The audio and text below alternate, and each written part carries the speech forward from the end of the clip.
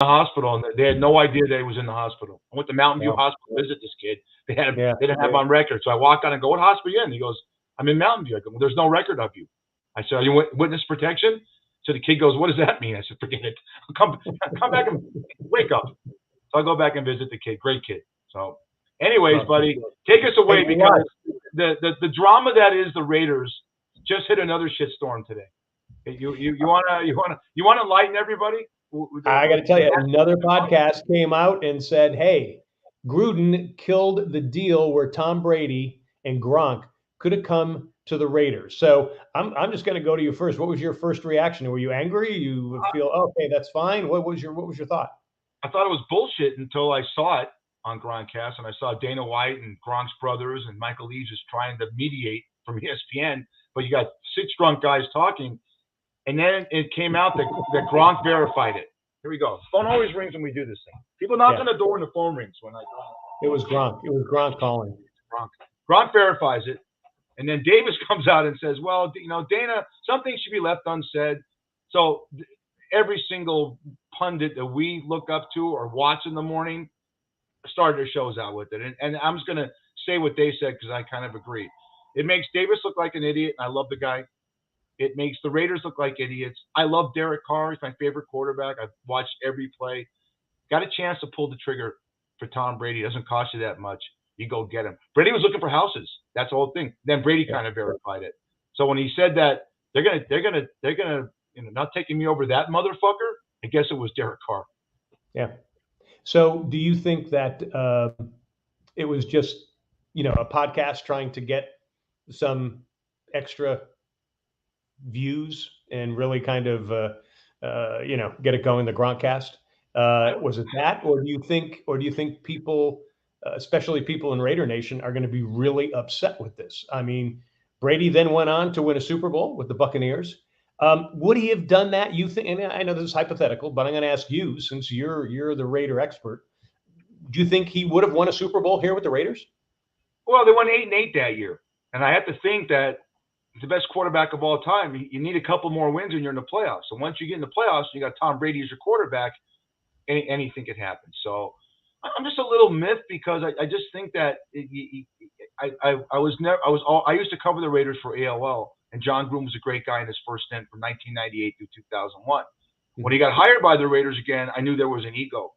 Derek Carr said a couple of years ago, when John calls a play, I run it.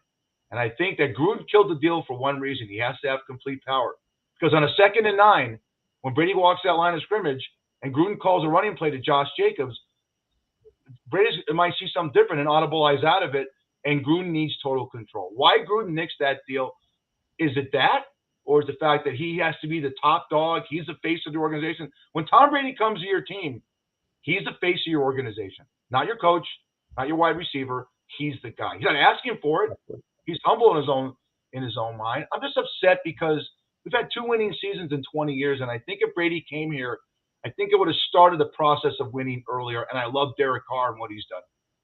So do you think it was more Gruden's ego? Just, hey, I'm not going to, because he's really never had what you would call a big name quarterback that he's worked with, and at the same time too, I mean, he's the type of guy. It's 1st and 20. Let's run the ball. Let's run it again. So do you think that's it was all Gruden's ego? Well, Gruden's ego, but Gruden's great with quarterbacks. He turned around Brad Johnson's career. Look at what Rich Gannon. Guy was in the league 9 years, comes to the Raiders, goes to 4 Pro Bowls, and wins an MVP. Okay, he loves veteran quarterbacks. Everything about the Tom Brady deal worked. So it had to be ego because Tom Brady's going to work with you, and Tom Brady's going to make your players around you better. And I'm thinking, yeah, Darren Waller. He's going to have Gronkowski on the team.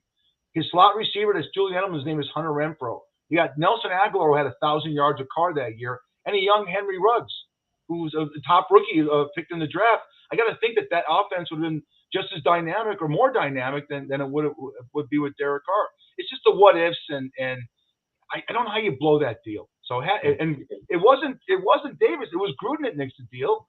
I wish Davis had enough balls. If this is true, okay, if everything comes out true, what they're saying, I wish he was the kind of owner that said, you know what, John, I'm going to overrule you in this case, and we're going to go with this. And I'm sorry. I know I'm paying you $100 million for 10 years guaranteed, but this is where I put the foot down because I don't see Jerry Jones or any other owner not doing this. Yep. Do you think that Carr would have been gone?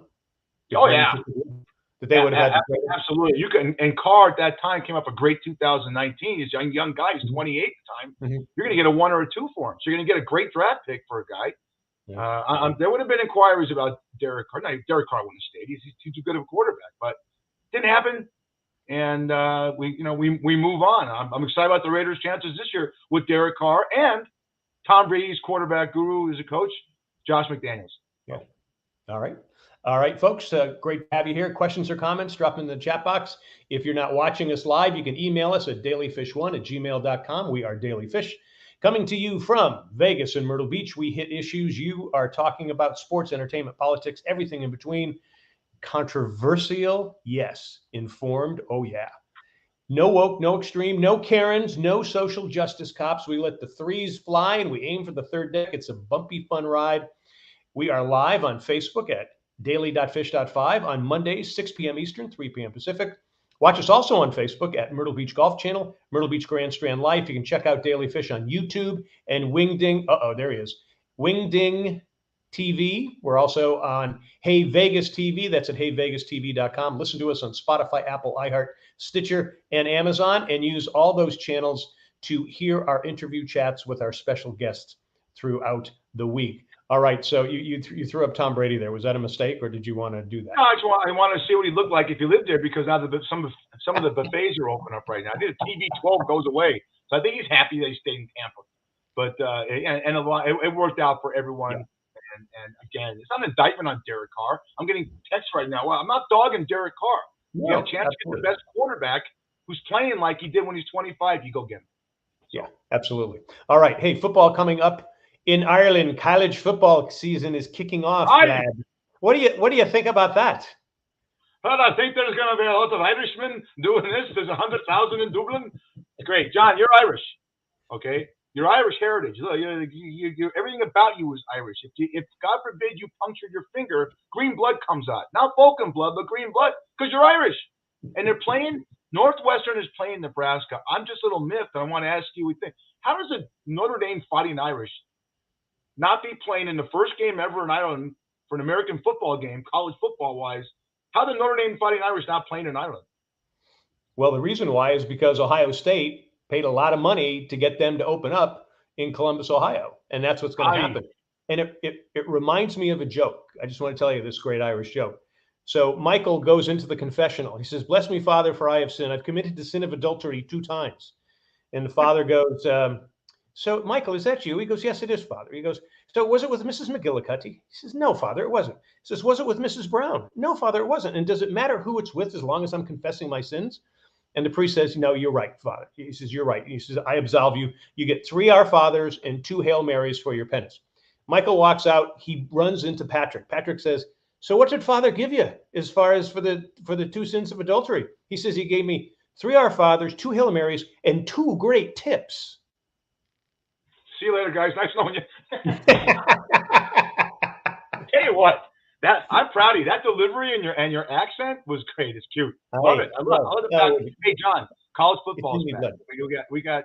Well, it is. But the reason why the joke corresponds to it is because the Irish, Notre Dame, they took the deal. They took the deal with Ohio State when they could have gone back to Ireland and actually kicked off football for the first time there. So that's the way we are. It's good though. It's good that they're opening a new market. I think so too. I think this is the first football game of any substance. You know, I know there's no pro games college in Ireland. That's a new market. I know it's big in England. London's got the games obviously this year. Got 3 or 4 games, so it's great. Well, when you figure there are Ireland has about 4 or 5 million people over there, but there are, I can't remember the number now, but I think the number is there's 35 million Americans who are of Irish descent. So I can see where I think this will be big. You know, it's I think they enjoy it over there, and I think they'll get a kick out of it. I'm going to be watching. It's sold out. You got to think. Usually when the pro teams go over there, you have the bases and American military go over there. Let's see how many fans go over there. If Northwestern is based in Chicago, and of course Nebraska, Omaha, that's the biggest thing in the state. Is that let's see how many. Be nice to see if some of they have some packages. I hope there's an undercover jet setter somewhere that can get some packages deals going That's to get them exactly over right. there. It'd be fun. It'd be fun to watch. It's good fodder for Saturday. Well, and it's good if anybody's going over to there. Just remember, a lot of people don't realize they always make fun of Irish cuisine. Ireland's, and especially Dublin, is one of the great food towns now in the world, and so there's great restaurants there. It's a great spot to go. So if you're thinking about going over, that's good. We're definitely going to be watching it. That's for sure. Yeah. Hey, Fish, let me throw this question at you. Is it more important to develop a brand or to win as an athlete? When we all see all these college kids going there, what do you think? Well, the NIL, it's brand. You see this guy. I don't want to mention the guy's name because he recently passed away, but there's a quarterback that was in the locker room after a 30-20 loss to the Ravens, and he's on his phone telling his dad what a great game he had, and it's going to help his brand. And the coach, Ron Rivera, walks up to the kid and takes the phone and throws it across the room and goes, "I don't want to hear about brand. We lost the game. There's no brand." And more kids are interested in their brand and their TikTok and their Snapchat and developing stuff to put on TikTok and Snapchat. And the NIL really concerned that there's more players that are getting this money and they're doing all kinds of social media spots. And I just wonder if the money is so that the money coming into them is more important than them develop themselves as athletes. I'm asking you that question. I'm asking our audience that question, both listening and viewing us, because what happened to the old days? I'll give you an analogy. Okay, a lot of performers can't that are actual people in bands. Like we had this great guy Rick Serrate the other day, and they can't stand American Idol because these guys started in the garages and they played guitars until 8 years old. And here it comes now. Look, Carrie Underwood. All right, who's a chick that got heavy and she's beautiful, great. Yeah. Damn it. He's done- You don't talk about the first one that won it. I had her at the tip of my head. I don't script myself. Can't think of her name. Kelly. It's not Kelly McGillis. No. God damn it. It's going to get old. Kelly Clarkson. Thanks, Hardline. Hardline just texted. Thank you. Kelly Clarkson. Hardline said 10 to 1, you both will forget the name. Anyways. They made it out of American Idol. It's the same thing. Do you want a clear path or an easier path to get somewhere, or do you want to work hard? And part of about being American is a Puritan work ethic. You work hard, you live in family and faith, and good things will happen. So I don't know. If any way you could build your brand, do it. But I don't know if the enticement of money is that much that it says, okay, I've already made $3 million. If I don't make it in college football, I got a good start in my life money wise. Well, I think so, but at the same time too, if you're not winning and you're not performing on the field and you're doing great on social media, I think you got kind of a dead end there. So to me, wait, go back, dead end. If you're getting $3 million like some of these kids are starting to get now, but they may not be getting it once they lose. You got no money. You got no money. You're just going to school and you're a student athlete. Right. Okay. Now you got $3 million in your dowry. Yeah, and if you stink, you still got the $3 million minus the taxes and agent, but you still got a little money. And you get a degree or something like that, you got to start. Well, that's true. But at the same time, too, if you stink on the field, you're not going to go anywhere, and your brand is going to probably be stifled unless you do something else with your brand. That's what I'm saying.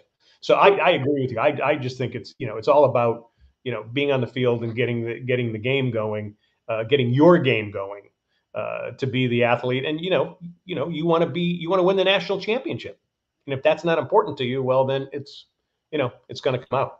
So we live in a different time. That's all. Hey, sideline reporters, you and I keep talking about this. Are they useless? Are they worthwhile? I've got, now that we lost Tony Saragusa, to me, he was the only great sideline reporter. I loved what he did because he could really tear apart the game from the offensive and defensive line. I just don't think a lot of them are, and this is going to come across sexist because a lot of them are women reporters. I don't mean to say that, but it's just they're just asking repeated questions, and the coaches don't want to talk that much, so they're just going to give you the repeated answers, and then bango, they're gone. So, what do you think?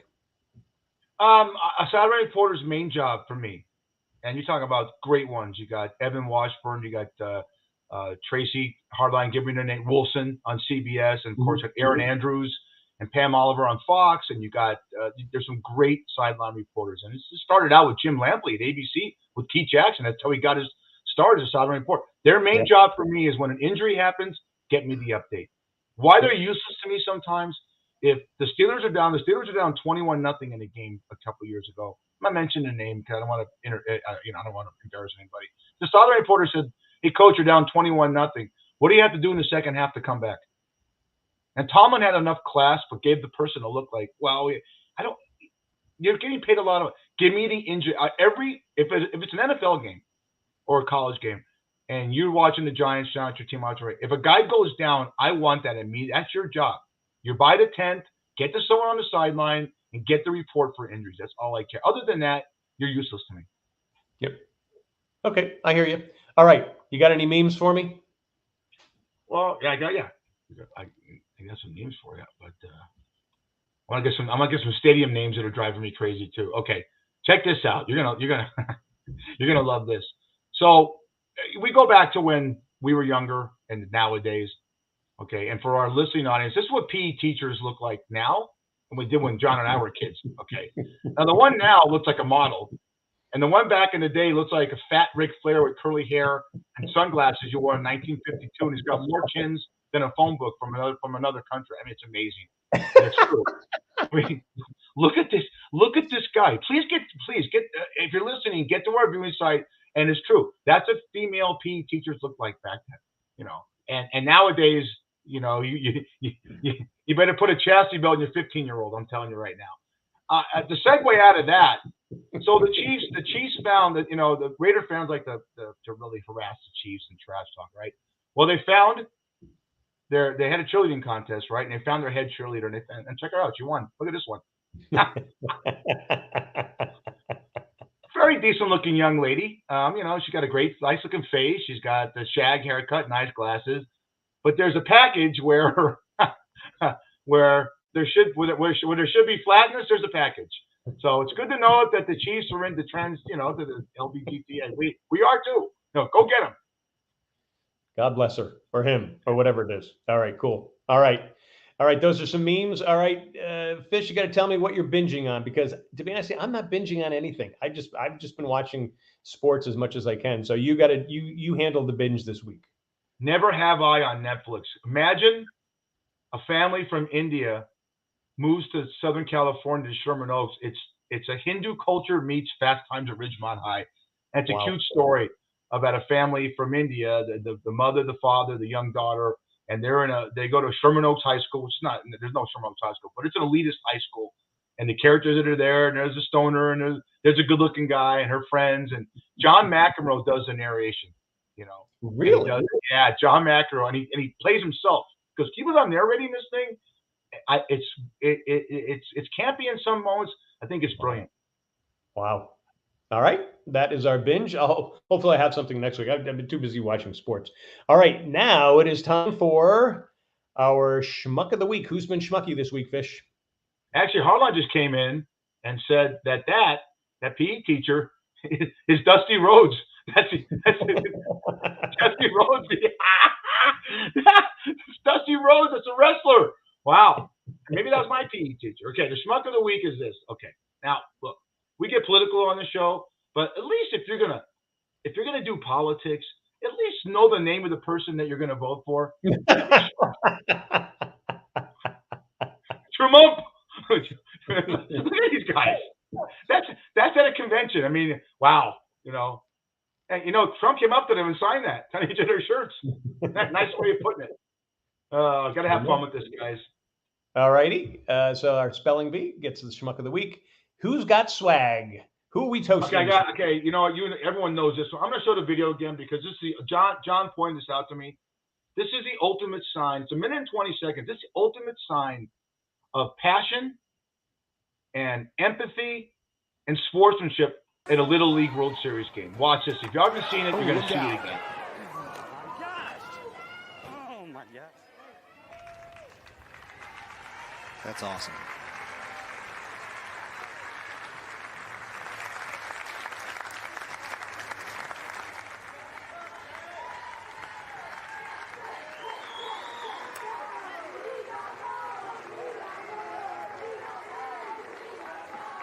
Wow, that is a tough kid right there. Hey, Jarvis, it hit his helmet.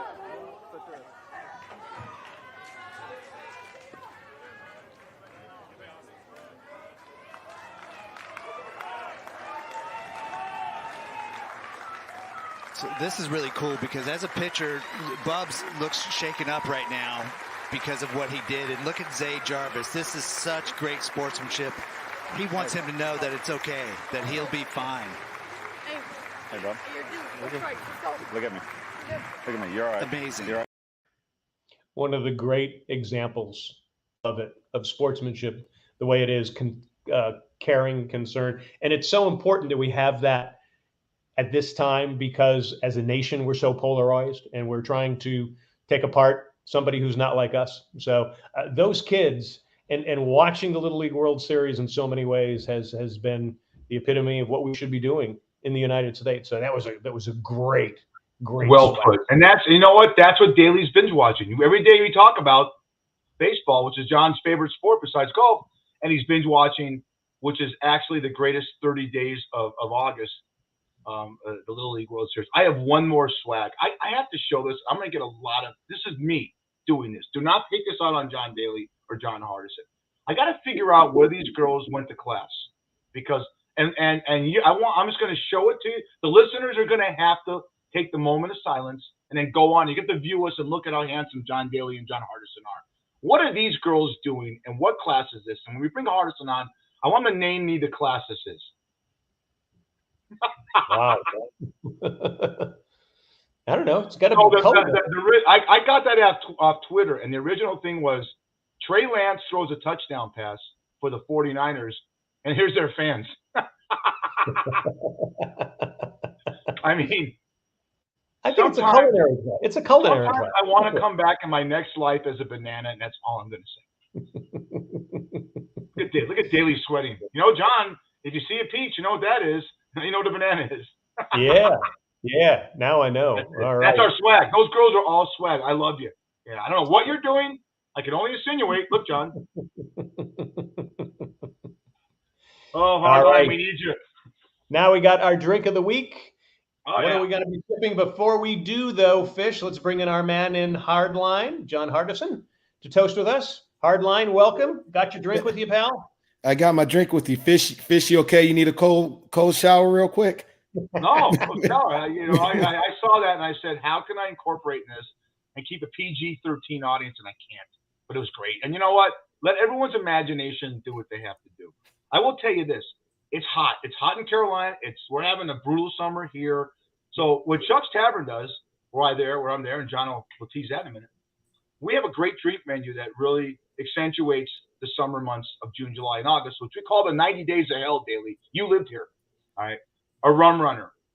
And I make it a little different than Chuck's, but I'm going to get close. So this is, okay, Captain Morgan, okay, Malibu, Bacardi. Then I use the three juices, Hardison. I use cranberry juice, I use orange juice, and pineapple juice, right? And then I throw a bit of Myers on top and a little touch of grenadine. You throw a cherry in there, all right? And John's undercover jet setter shows, this is what they're showing on the beaches of Maui and wherever, Cabo San Lucas. It's a great drink. And we sell a lot at Chuck's Tavern. So here's to our swag. Yeah, and you know what? Throw a banana in there. Why not? Put your garnish a banana. We should have done that. That's for sure. All right. The Daily Fish Drink of the Week is sponsored by Shuck's Tavern in Vegas. Great seafood and drinks in 2 locations. Head to Shuck's Tavern on North Durango on the northwest side of town, where fish is overnight. Say Daily Fish Podcast, you get a free drink. Do it the next day, a free appetizer. That's Shuck's Tavern. Check out Shuck's Tavern on Facebook. All right, now it's time to get the hardline in here. We're going to do the betting scenes with the Daily Fish Hardlines. Again, he is John Hardison. He has the podcast, The Cost of Winning, focusing on fantasy sports and sports betting. He's on Spotify, Google, and Apple Podcast as well. Hardline. All right, let's jump in right here. I'm going to do it because Fish always says, because I do golf. The finals, FedEx Cup finals, figuring out who's going to be the tour champ. What bets do you take? I think you look at kind of what everything's been going on throughout the last couple last couple tournaments. It's been a bit of an up and down year. There's never been someone that's just been like the standard, like as we talked about with like a Tiger Woods or anything like that. I still think that you have to go with the John Rahm. I still think that you have to go with the Scotty Scheffler as two guys that you definitely want to bet to take it all. I mean, there's a lot of questions, especially going on right now, but those would be my two guys that you're looking at. I did like Patrick Cantley. I think they were talking about he was possibly injured when I looked at him on Saturday during his last thing. So we're going to see. But if Patrick's available and he's up there, that's one of my top three to pick. Those are my top three. Yeah, Cantley's trying to repeat, so it could be interesting to see that. I think he's okay though, from what I'm hearing. That's for sure. Okay, let's go to the NFL prop bets. You got some popular things that we should be looking at? I think the biggest thing about the prop bets that this year is it's easy to look at teams. We talked about futures, but I think that a lot of it is and this is coming back, will Derrick Henry get over 1,000 yards this year? I mean, that's one. I think that he's going to get over 1,000 yards. It's kind of questionable because he got injured last year. You know, we got to see kind of where he's going to go with this. The other one is, will Cooper Kupp repeat as a Triple Crown? I don't think that he will. I think they'll have a good season, but I also think that this is the biggest thing bettors have to take into consideration, which is the strength of schedule. Your schedule changes each year based off of how you finished in the last. And so your competition is going to get harder as well. I think that Cooper Kupp probably is going to finish top 5 in yards this year, but it all unfortunately depends on how Matt Stafford's arm is going to be and where we go from there. I think that there's one dark horse in terms of possibly being able to lead the league in rushing this year. It's a guy that a lot of us have penciled in as a possible winner, and that's DeAndre Swift with the Detroit Lions. I think that we've seen what they've been able to do on Hard Knocks. We see what Deuce Staley's doing with them. I think he has a very good shot at, if not getting rushing title this year, at least being top 3. This is the most important prop I've ever asked you before. Of these 7 or 8 girls, how many actually ate the banana or used the banana in another vernacular way? Come on. You're 68%. I got 8 women there. All right. Look at the one closest to us holding the rings of this and that. She's really enjoying the banana. The one in the back row, I'm getting comments up and right. Go back to the bananas. Come bananas over the bananas. The one in the back row hates what she's doing closer to you. How many girls are actually eating that banana? Come on, Hardline. Eating or working on breathing underwater. What's the prop bet I got? Oh, I love you so much. I'm gonna get now. I'm sweating. Now we're getting problems. Yeah, give me the ones that are. If there's 8 women, over under 3 eating or 3 underwater. I'm gonna go over 3 underwater. I'm gonna guess about 2 eating. I'm gonna guess two eating it right now. I think that someone started off and didn't understand the assignment, and one of them might be Lorena Bobbitt. Oh, get that butter knife out. Okay, this is a great segue. Can Daniel Jones beat Joe Burrow? Let's go to Daniel Jones. Can he be under Joe Burrow? No, I don't think so. I think the time in New York is over. I mean, Joe Burrow has a whole different type of swag, a whole different set of skills. I think this is just Daniel Jones.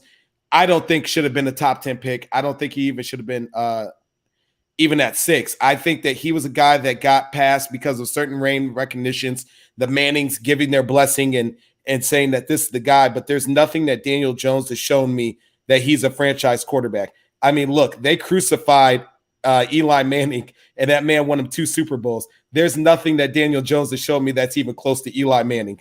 Not even his facial cues on the side on the sidelines when he's confused. And he looks more confused than Eli Manning in the Super Bowl in the third quarter.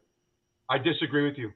I watched that game last night, and that Brian Dable, John. When John was a diehard, Daly was a diehard Giants fan. I'm just for you, John. I watched him under the tutelage of Dable and Mike Kafka, the quarterback coach, and he's throwing balls the same patterns that Josh Allen does, and it was 16 out of 18 interception. I disagree. I think this kid's going to have a very good year.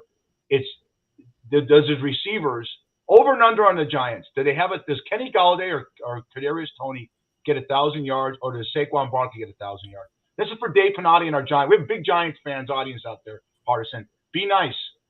Hell no. Hell no. Hell no. Look, We'll see by week 5 when all the Giants fans decide to gang up on Daniel Jones again and talk about he sucks and we need to move on. No, I don't think. Wait. I interrupted. Did the Lions play the Giants this year? You would know that.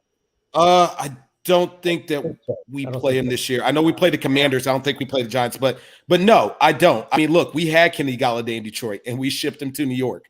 I don't think that it's going to happen. I mean, look, I hope for a resurgence of a career, but I think that his time is over. I think he's going to be on the Andy Dalton track soon of being a backup.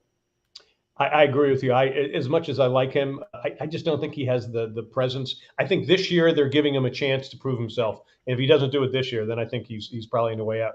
One of the guys I'm looking at, and a lot of people don't see this. I watched Kenny Pickett with the Steelers, and I love the way he's carrying himself. Now, there are 2 other good quarterbacks there. I've got a sneaking suspicion. I think he's going to be the starter, and I think the fact that he went to Pitt, I think he seems to be getting that team around him. And now, granted, he's been playing with the 3rd string, but give me your take. What do you think? Do you think Kenny Pickett is their starter, or what do you see happening? You know what? Look, I like Kenny Pickett. I think it's a great story. It resonates kind of like a Dan Marino type thing, a guy, small college, going kind of high. I don't think that he's going to be the starter starting off. I don't think he's week 1. I think you're going to get Mitch Trubisky week 1. Usually with a guy like that, you want to ease him in. You don't want to scare him too quickly. I think probably by week 4, week 5, he'll be the starter. But I think that Mitch Trubisky is going to be your week 1 starter. Okay. Hey, this just came in just before we were getting on. Baker Mayfield is going to be the starting quarterback. They announced him. He's the starting quarterback for game 1 for the Panthers. Guess who they're playing? The Cleveland Browns. They play your Cleveland Browns. Yeah. I mean, what do you guys look, think of that? I don't know what's worse, watching Baker Mayfield with the Carolina Panthers or watching Jacoby Brissett start at quarterback with very little reps. I think, look, I'm almost guaranteeing myself to take the under that game because it's going to be a complete shit show. And hopefully Christian McCaffrey doesn't take off on the first play of the game and pull his hamstring yet again. So, this is it's a thing. Look, it's a chance for Baker Mayfield to prove himself. I know he's got a chip on his shoulder when he comes back to play. I think it would be a better situation if Watson was playing to kind of see, where he puts himself. But I don't have a lot of faith in Baker Mayfield. I just don't. I'm interested to see what happens with Sam Darnold if they're going to decide to try to trade him maybe to the Seattle Seahawks, which is there's some speculations going on that maybe he's going to end up there. But we'll see. I mean, look, Baker Mayfield left 1 great running back, actually 2 great running backs in Kareem Hunt and Nick Chubb to go with Christian McCaffrey. Let's see kind of just what happens, but I don't have a whole lot of faith. Okay. This place that we advertise, because I work there, we are, the 2 of you and myself, and what's called the last man standing. Believe it or not, the board is full. We filled it up. We always take to like the Saturday before the season starts to fill the board up. We're full. There's 50 contestants to win $1,000. All right. Over and under, you get 2 losses. By what week are John and I out of it? Week 6, over and under. And we get 2 losses. You get 2 losses. I'll give you guys. Go explain how it works. You guys know how it works, right? Want me to explain it? Go ahead and tell the folks. Okay, you pick a team. Pick one team. You pick any team. So first of all, Tampa Bay plays Dallas in week 1, right? If I pick Tampa to win with John and they win, they move on to week 2. We can't pick them again the rest of the season. Same thing. John, you could pick the Lions play the Eagles in week 1, right? Pick the Lions and win. Yes. You get 2 losses in our pool. And if you get a tie, you move on. In the casinos, you get 1 loss and the tie's a loss, you're out. I say by week 7, John and I will definitely be in the red. We'll be in a mulligan. And hardline, it's tougher than you think. The last man, it's a lot tougher than you think. Oh, I think it is. I agree. Oh, it is. But the biggest thing is last year, 25 people were knocked out or got a mulligan on 1 game. Do you remember at hardline early in the season when the Jets were winning this and they went to Tennessee and they beat Tennessee? That's it. That's all it takes. And everyone's, the Jets suck and they it's time for playing good ball. And Derrick Henry wasn't injured yet, and boom. So it's a lot of fun. Like I said, Hardline, if he wins, is going to donate his money to the Cosmopolitan Bar Bill that he has for him and his wife. If John Daly and I win, we're gonna celebrate. We're gonna put it towards a charity. Probably get John better lessons to be a comic. Get Tony Bissett and Brad Grunberg on, and that's that. I'm excited about The Last Man Standing. It's football's fun, and you, John, tell them how for at least you and I, how the fans of the show can get involved. Hey, all they got to do is just every week give us their pick that they want us to do, and if we got enough of them, we'll take a look at it and we'll put yours on there too. And again, the charity that we pick, we'll put it in your name if you've been giving us a lot of those. Isn't that the best way to say it, Fish? Yeah. You know what, John? I'm leaning towards this. Tell everyone where you're going tomorrow or Friday. That's right. Actually, I'm going to say this at the end, but I'm going to the Hope for the Warriors. Their golf tournament is this weekend in Wallace, North Carolina, which is near Wilmington. And I'm going to be there with Johnny Bench, Doug Flynn, among others, Rick Serrate, who we had on the show, if you catch that interview. And this is to help our Warriors who have been wounded or hurt in wartime, gets them back so that they're with their families, gets them back so they're working, they're part of their community. It's a great, great event. The great thing about it is you actually get to play golf with these Warriors as they're recovering. And it's a ton of fun. So it's really great. So I'm really looking forward to it. And is there any anger management issues out there when you play with guys like even the celebrities, Johnny Bench, but you get a guy out there that has PTSD and he has a shitty tee shot, takes his club and starts swinging at you? Well, I thought I was playing with the real John Daly. Who's that fat Irish guy's blonde? Who the fuck are you? Well, I host a Real TV. I hate that show, Real TV. Ahmad Rashad stole it from you. Get the fuck off the golf course. Get ready for that, Daly. I'm sure that's been said behind my back a few times, but so far, no, I have not seen any of that happen. No, they're all great there, and it's a great experience of people reaching out, and you end up having long friendships. Like we've some of these guys that when they're down in the Myrtle Beach area, my wife Terry and I, we go out with them and their families. And I heard this: if you win the golf tournament, you get a free session in this class right here. Well, that's a big part of it. Yes, that's why Hardest and I are flying to Wallace, North Carolina on a red eye. I'm having fun. I'm going bananas. Hardline. The question is, how many more times under and over will Fish show that banana picture? Right, you just blew it. I'm gonna make just sure today. Yeah. Okay. Let's move on. Will it be more than the Brady picture? Oh yeah, most definitely more than that. I think Fish is gonna print that picture out and put it on the back of his door, and that's his mantra for the morning. You got to get it up. Well, there goes Farrah Fawcett. There goes Olivia Newton-John. Rest in peace. Look at this. Imagine my wife comes home and sees that and goes, "Oh yeah, I took that class." No, you didn't. There you go. Oh, I'm fun. All right, buddy. All right. Where we going, Daily? Lead us. That is the Daily Fish Hardline with John Hardison on the Cost of Winning podcast. Again, you can find him here with us, also on Spotify, Google, and Apple Podcast. Hardline, stick around because we're going to need you for some political odds as well, so don't go away. More controversy ahead, folks. After all, we are Daily Fish, coming to you from Vegas and Myrtle Beach. We untangle politics and society for you. That's coming up. Again, if you have questions or comments, drop them in the chat box. Or if you're not watching us live, email us at dailyfish, dailyfish1@gmail.com. Hey, the Myrtle Beach Golf Trail, great place to get away. They have dozens of courses along the Carolina coast. Set up an entire trip for yourself, your family, and a bunch of friends. The site is myrtlebeachgolftrail.com. You can play there year round. It's still great here. Even though it's been hot, it's still a lot of good wind coming off the beach and the ocean. So make sure to get down there.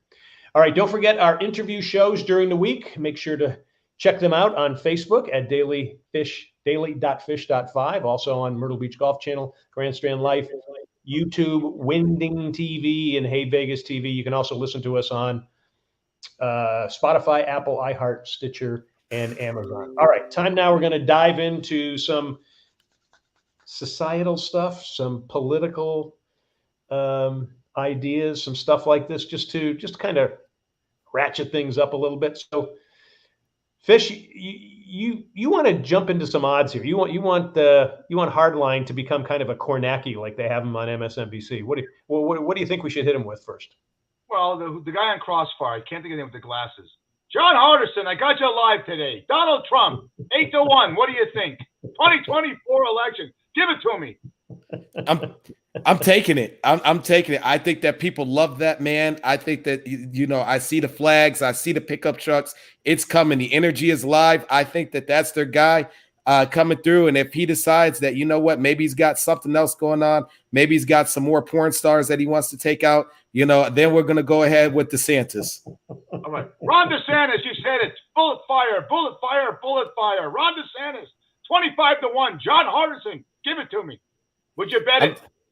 I'd bet it easily. I think he's right there. I take it 8-1. He's the front runner, almost right behind Trump, to go ahead and get that nomination. Liz Cheney, independent. Liz Cheney, independent at 100-1. Okay, she's teaching girls how to do bananas right now. Would you take it 100-1? Hell no, no independent's going to do anything. I mean, the people like her. They got the name, but not at 100-1. You got to give me something a little bit better than that. Democrats. All right, Kamala Harris, 1,000-1. Can't you win? Would you bet it? 1,000-1? Why not? Throw 100 at it. See what I get. Pete Buttigieg, my favorite, the mayor. He's been on my show before. He loves John Daly. Not that John Daly, the other fat Irish guy with the blonde hair that hits a golf ball. Would you take him? I got him going at 75-1. Mayor Pete, come on, Hardison, give it to me. I think people like him. I don't think he's he may be strong on there. I'm gonna fade it. Okay, last one. Daddy said, get this woman in there. She looks like Roseanne Barr. Amy Klobuchar. All right, Amy Klobuchar. 250-1. Lose that Roseanne, whatever the hell her name, Barr's haircut. What do you think? With the haircut, I probably need better odds. Cut the hair, we got a deal.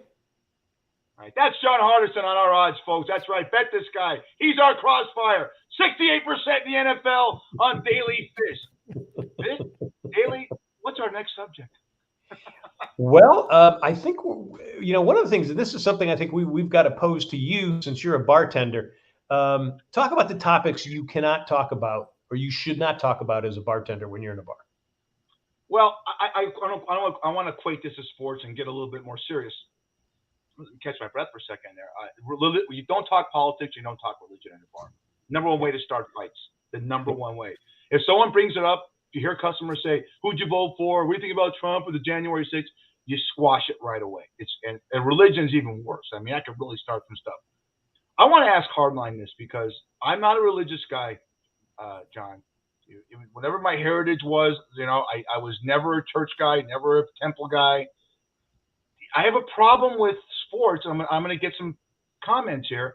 When guys bring religion to it and they bring certain figures like Jesus or Allah or Moses into it to cop out when they lose. I mean, I don't think Jesus Christ is looking out for you. He's looking out for everybody if you believe in him, right? The Lord Jesus Christ is looking after us. Well, if you lose 24-13, he's looking out for the other guy also. Okay. Do you think that Hardison, when you bring up religion in a locker room, do you think that could crush a locker room? Absolutely. I think, look, everybody's got their own relationship with whatever deity that they believe in. And I think that when you start trying to push your beliefs on to other people, I think that it becomes, cumbersome. Like, look, this is the reality. We look at locker rooms as a separate entity from the real world. But the reality is it's a place of work. That's what it is. You come in, it's a place of work. You don't necessarily want to hear everybody's religious takes. Like, look, Tim Tebow, let's just throw his name out there because we got Josh McDaniel. Polarizing figure. Not everybody wants to be involved. If you want to pray after or before the game, look, that's your right. And that's your right on the First Amendment. But I don't want to necessarily hear all that when I'm in the locker room. Like, look, we talk about the bar and the situation of that. If I see Father O'Malley in the bar, I might feel a certain way, unless it's, Halloween and everybody's Father O'Malley. It's just it's a situation where you want, your separation and you don't necessarily want to do it. Yeah, it could crush a locker room because as much as we have a Tim Tebow there, if there was a guy like Hakeem Olajuwon that was praying to Allah, it would be on every front page news and everybody would run the ownership and have an issue. Mm-hmm. Well, here's how I feel about religion. I want Daly's take on it because he's a conservative guy that, I don't want to hurt his brand. I think if you're a religious person, That's between you and your faith. And if that's your way to find peace in your life and faith in God, I'm all for that. When you have to use your religion and sell it to somebody, I'm against it. I just think that, I think religion is between you and your faith. And I think it's great if you have something like that in your life that brings you peace and closure. I think it's fantastic. But again, when someone's knocking on your door and saying, do you read the first Advent? No, and don't bother me. I'm just Sunday. I'm watching football. That's my religion. So I think I don't know what it does, because you've probably been in more locker rooms, and I've been in locker rooms before, but I see it sometimes, and I see that the guys take their faith a little bit too far, and you could. I know Khalil Mack wasn't real happy because he's a Muslim, and he wasn't real happy with the Jesus talk and stuff like that. And you got to respect everybody what their stuff. And the same thing happens in a bar. I've seen fights happen over religion almost every single time. Not really fisticuffs, but arguments, and someone's walking out, or I got to throw someone out because they've been, belligerent. So I don't want to see it carry over to the athletic stage. I think keep a field, Don Daly, or an arena like a bar, and keep it out of politics and keep it out of religion. Yeah, and the problem is that a lot of people who are involved in one religion have not examined other religions, not necessarily examined them to go over there, but there are correlations between a lot of these religions that correspond. And unfortunately, what we do is we use religion too many times. I'm not saying everybody does that, but there's a lot of it to try to separate us, and unfortunately, that happens a lot. And they're finding that as another way to separate, divide and conquer. Well, before you say something, Hardison, it's true. There's so much similarities between Muslim, Christianity, and Judaism. It's unbelievable. Mm-hmm. And then Abraham and between the Muslims and the Jews, there's a great joke. If you did your Irish joke, if when Moses walked down the hill from the Ten Commandments, if he made a right instead of a left, the Jews would have all the oil. Hey, I got a question. Making a wrong turn, Moses. I got a question for both of you, and this goes back to you asking about Notre Dame and the Irish. This has got to be an amazing thing. They got the Mormons and the Irish and the Mormons and the Catholics to meet in Las Vegas to play a football game. How the hell did this happen in the desert? Actually, we have more Mormon churches in Las Vegas per capita than anywhere in the United States, other than Salt Lake. There's more churches in Las Vegas than anywhere in the United States per capita.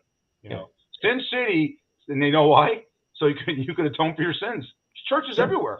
Yeah, that's a great one. There's people who Utah plays what they said BYU? They used to have Notre Dame, and they said convicts versus Catholics. Now we got the Mormons versus the Catholics. God, as BYU's coming down for the whole state of Utah to come and see all the Catholics that decide to fly in to Las Vegas, and they're going to play at Allegiant. I think it's great. I think it's really good, and that's why you don't get Ireland. Yeah, well, that's part of it as well. Yeah. But if you look back at the history of Christianity, everything was lost in the first from AD to about the year 1000. Who had it? Was the Irish had it.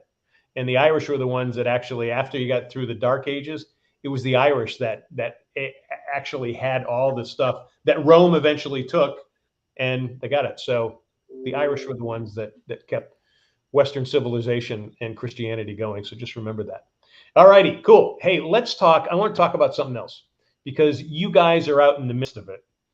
I'm not anymore, but your water situation out there is scary. I mean, it's, I see this stuff, I'm reading this stuff, and I'm just like, I'm scratching my head. Tell us what you guys are going through. You want me to go first? Sure, yeah, go ahead, Fish. Lake Mead's at 27%, and Steve Sisolak, the governor of the great state of Nevada, said there's going to be huge water restrictions coming up. Get ready, Clark County and other counties in Las Vegas. I have a problem because, and my problem right now is reality. Reality is, I guarantee you, a casino or golf courses aren't going to get restricted on any water, okay? But the ones that are going to be paying the big water bills are John Hardison and Eric Fish Snyder, okay? And They're coming at me. I have a big backyard. You see my backyard. I got a lot of lawn back there, and they're talking about giving me money to take that out. I have dogs. I have animals. I can't have animals crap on hot rocks that are 115 degrees and stuff like that. I don't want to use the word stuff. Things like that. It's scary. It's scary that and I had a talk, Hardison, with Daly. I'm gonna let you talk and finish it out. That what is the politics involved, both you guys, on why we're not involved in desalinization? That is so big in the Arab world and in Israel, where they get all their water from the oceans. They're not gonna recede because we're taking water. The oceans are actually rising because of the melting of the caps. Okay, and it's a very big technology in a lot of places of the world. John Daly is very familiar with this. What is keeping us in the Western states from doing that? Instead of us having to go through water restrictions, they're going to raise our water bills like crazy. No, I think you hit it, the nail on the head. I mean, look, they're not. I mean, especially that's the biggest source of income for the great state of Nevada. They're not going to restrict casinos, especially with how much money that could possibly be detriment and everything that we just came out of in terms of 2020. Look, I don't have an answer. I don't. It is nerve-wracking. You don't know what's going to happen. You don't know what fees and costs are going to raise on us, as citizens of the state of Nevada in terms of infrastructure costs of water, and bringing that in. I think desalinization is something that's a question. And, even I know the federal government has a device that can make rain happen in the air. So I don't know if we're going to use that or NASA gets involved, but there's got to be an answer to it. I know a couple years ago, and Fish, correct me if I'm wrong, maybe 5 years ago, we were selling water here in Nevada over to like the state of California. So I don't know if maybe we got to find another passageway. Maybe we got to buy it from a different state like we did before, but there's got to be some type of answer that's available. Daly, why? You live here, Daly. Why is there not desalinization in this state, Arizona, and California? I have no idea. And the problem is that a lot of they all share, all those states, and there's a lot of Western states that share the water that come down from the Colorado River. And there needs to be where all the states need to pay California to not take that water and to build desalinization plants. Why they're not doing it, I have absolutely no idea. They're saying they're going to need like 15 of those plants to be on the coast in California. That's what they need to do. And we've had John O'Hurley on the show. He's got a company called Gold Seal. Part of what they do is desalinization. It can be done. It's out there. It also needs to be done in other parts of the world. I mean, the reason why we have the immigration problem is not because people just want to come here. It's just they have to come here because they can't grow any plants down there because climate change has completely destroyed any farming for those places. And that's why they end up leaving and they come here. Why? Because they're going further north. They're getting away from the equator. There are massive problems that need to be taken care of that we're not looking at. And the sad part is we've got the technology, and the technology can do that. And Fish, you hit the nail right on the head. The polar caps are melting. Guess what that's doing? It's creating more ocean water. So, I mean, it can be done there. So I don't know if anybody is listening to us, if they've got a cure or a solution to it, pop it in there, pop it in, tell us. We'd love to hear more about it. That's for sure. But yeah, it's a growing problem and it's pretty scary. Yeah. And again, look, people are going to come to Vegas, have a great weekend, and they're going to take 20-minute showers in their suites. All right. Yeah. We take a 20-minute shower, they'll know it, and we get fined. And look, we need the business. That's our main economy is the casinos. Yeah. But unfortunately, like in life, the schmucks like Hardison and Fish are going to be the ones. And a lot of people have wells and stuff like that. Look at the golf course, John. We have a lot of golf courses here. I guarantee you, they're not losing one. They're not restricted one spigot of water. Okay, and I don't want that to happen. Yeah. I just want it to be. I'm always for equality in everything, and justice and opportunity. And I sense we're going to get FUCK'd on this one, Hardison. Hey, Fish. I got to ask, in all seriousness, what are you more afraid of? The water shortage that's going on, or you having to spot that cheerleader from earlier? Oh, God, Jesus Christ. I actually found her fun. That was on. Wow, look at that. You know what's sad about that? Look at that package. I mean, talk about that's just a knob. It's a shame. Look at the look on her face. Like that. You know, Daly, you got to stop having your ex-girlfriends come on Daily Fish. It's really sad. It's the only chance I get to see them. Come on. Yeah, well, you know, look. Yeah, but you know, I mean, he can talk sport. She or he can really talk sports well, so we should have him on the show. That's for sure. All right, folks. Before we go, remember we are Daily Fish. We're live on Facebook at daily.fish.5 Mondays at 6 p.m. Eastern, 3 p.m. Pacific. You can see us on Facebook, also on the Myrtle Beach Golf Channel, Myrtle Beach Grand Strand Life. We're also on YouTube, Wingding TV, Hey Vegas TV. Listen to us on Spotify, Apple, iHeart, Stitcher, and Amazon, and use all those channels to hear our interview chats with our special guest during the week. Coming up, going to have Linda Cohn coming on from ESPN. So we'll have her. We had Rick Saray on last week, so you can do that. Again, I mentioned before, Hope for the Warriors. Let me just do it again. They have that big celebrity golf event coming up this weekend, August 27th, 29th. It's going to be in Wallace, North Carolina. That's near Wilmington.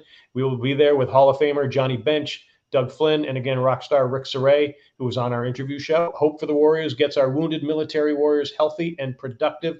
It's a great charity and a great event. Here's what's great about it. This event is already sold out. So if you want to donate, you can donate. Just go for hopeforthewarriors.org as well. All right, we got a couple of minutes left here. Was there any bets we didn't touch on that we wanted to? I know what. Hardline. Are you taking anybody in the Irish game? I'm taking Notre Dame. I'm sorry, not Notre Dame. Sorry, Nebraska. I'm taking Nebraska to win. I think that this is a make or break year for Scott Frost, and I know they've been calling for his head down there, but I think that they're a better team than Nebraska.